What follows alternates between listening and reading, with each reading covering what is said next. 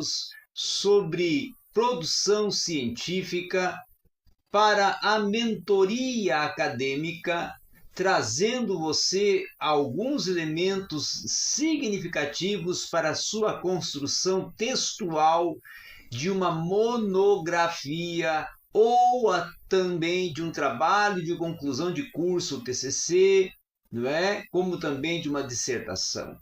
Elementos textuais como a introdução, o desenvolvimento e a conclusão, certo? Que são as partes, não é? Que são distribuídas e desenvolvido o texto dentro de uma construção científica. E quando eu falo de monografia ou de um trabalho científico, não é? De um trabalho monográfico ou de um trabalho de conclusão de curso, é indicado que ele seja preferencialmente, tá? Redigido no estilo impessoal, ou seja, na terceira pessoa do singular, com uma relação e um modo, inclusive, de tempos verbais. Por exemplo, o modo indicativo. Introdução, conclusão, já o tempo presente. Resultados, o tempo pretérito perfeito. Comentários, menções, tempo pretérito imperfeito, certo? Então, esses são assuntos, são exemplos, são indicativas de suma importância para você compreender melhor, tá? A introdução, conforme inclusive a NBR 14724, certo? Ela vai me prover, dentro das normas técnicas providas para a introdução através da Associação Brasileira de Normas Técnicas, a ABNT, que a introdução, enquanto parte inicial do texto, tá? Inicial da sua monografia, do seu trabalho de conclusão de curso, deve constar uma delimitação do assunto. Primeiramente, tratado e dos objetivos que vão na pesquisa e também de outros elementos necessários até para situar o tema abordado no trabalho. Então, a introdução vai se referir justamente ao posicionamento da questão central de uma monografia ou de um trabalho de conclusão de curso, de uma colocação clara, bem objetiva, coloquial da pesquisa, de forma que os objetivos do trabalho, bem como também os meios que serão empreendidos para a construção do trabalho, devem ser incluídos para também, dentro dessa construção textual da introdução, termos um momento da justificativa da escolha do tema, que vai constituir principalmente, um fator importante para a avaliação do critério utilizado na seleção dos dados que foram trabalhados, e deve de ser de ordem sintética e dentro de uma extensão proporcional ao porte do trabalho e, principalmente, do ponto de vista lógico, deve ser a primeira parte que o leitor vai encontrar e a última a ser escrita pelo pesquisador. Certo? Então, esteja atento a esse fato.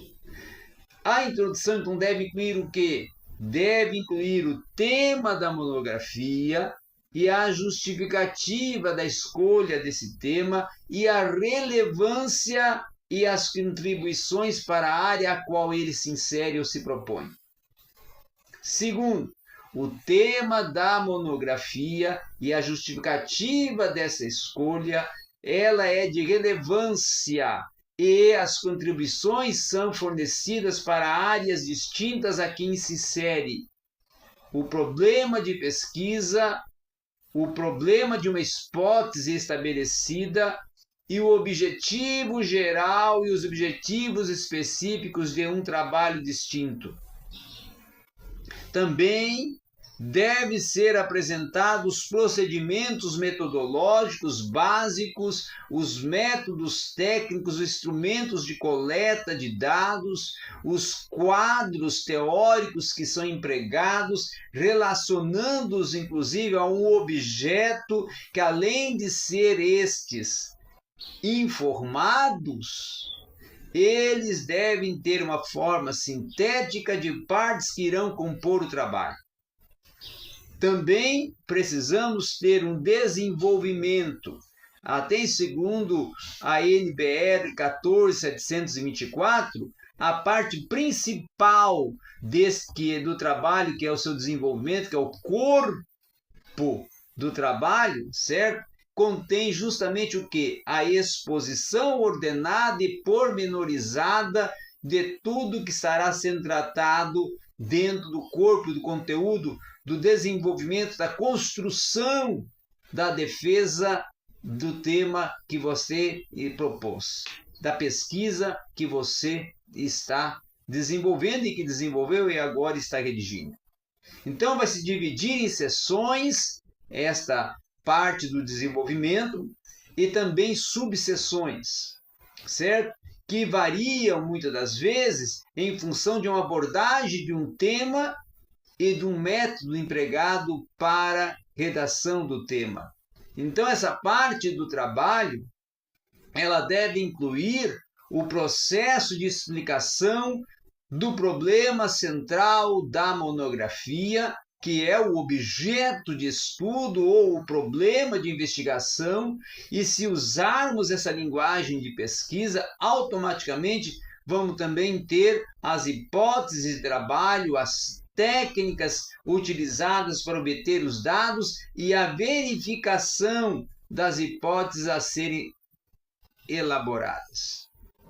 E aí, dentro dessa proposta, dentro desse desenvolvimento, dentro dessa construção, vamos também ter, que é o que é também considerado extremamente importante, a parte onde nós iremos guiar por uma firme até orientação, e uma orientação de cunho até metodológico, a metodologia que será escolhida e empregada dentro de um elemento definidor da qualidade do trabalho proposto. Então, através da metodologia, nós poderemos, inclusive, concluir que é preciso comprovar conclusões, inclusive, a qual chegaremos a tomar uma decisão de que elas serão válidas e serão consistentes. Então, em síntese, esse desenvolvimento, ele vai representar os capítulos de um trabalho, certo? Ou de uma monografia, ou de um trabalho de conclusão de curso,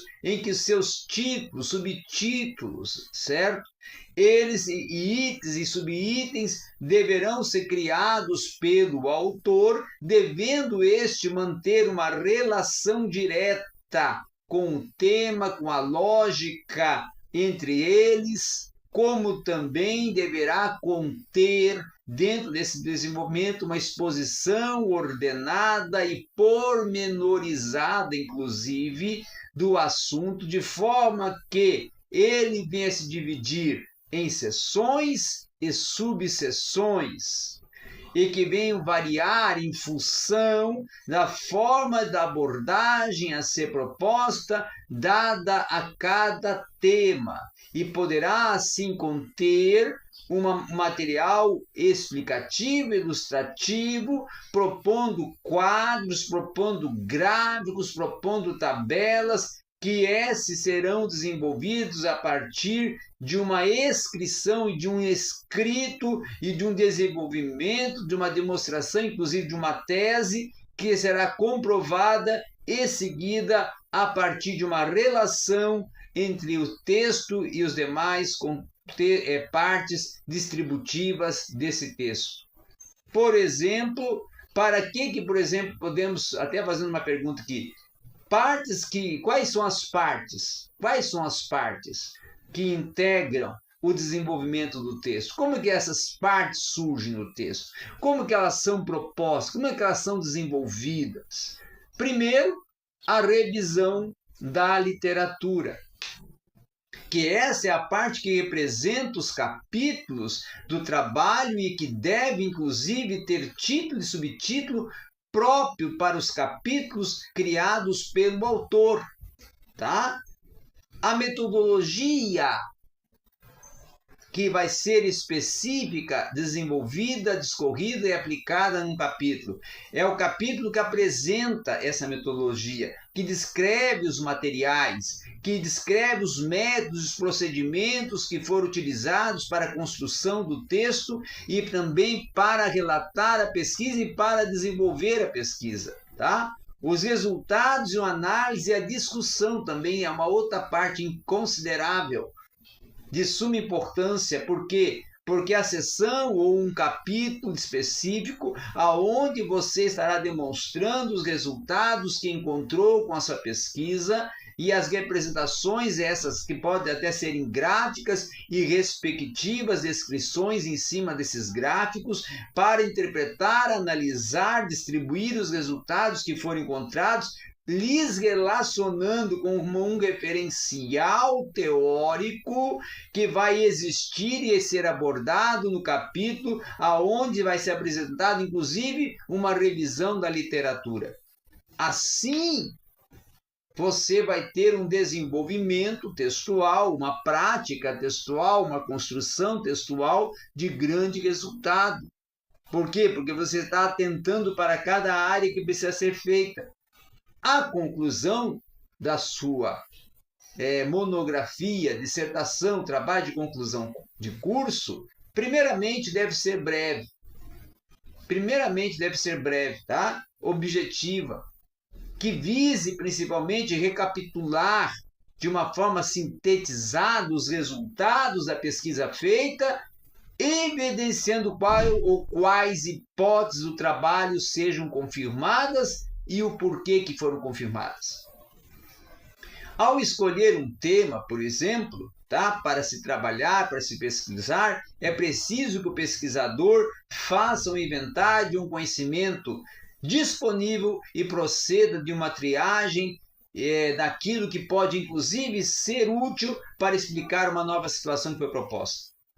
Nem sempre uma conclusão e uma resposta final ela é acabada dentro de um problema e, ao contrário, muitas das vezes, as boas conclusões devem deixar portas abertas para novas propostas de pesquisa que, por sinal, em torno do tema estudado, venham evidenciar que contribuições do estudo proporcionem de um âmbito acadêmico profissional dentro da sociedade. Então, devem ser apontadas dentro as dificuldades que tenham sido até, inclusive, responsáveis ou até por se limitar a um determinado alcance das conclusões do estudo ou até por determinadas opções propostas de trabalho, certo? Ou até qualquer outra condição que venha contribuir para o desenvolvimento particular desse estudo, propondo as dificuldades a serem encontradas, que inclusive poderão ser revistas dentro de um trabalho futuro para uma ampliação maior da pesquisa que foi desenvolvida. Certo? Então, esses detalhes que eu apresentei hoje são precisos atentar e ter um cuidado todo especial no momento da redação, da construção do relatório, do desenvolvimento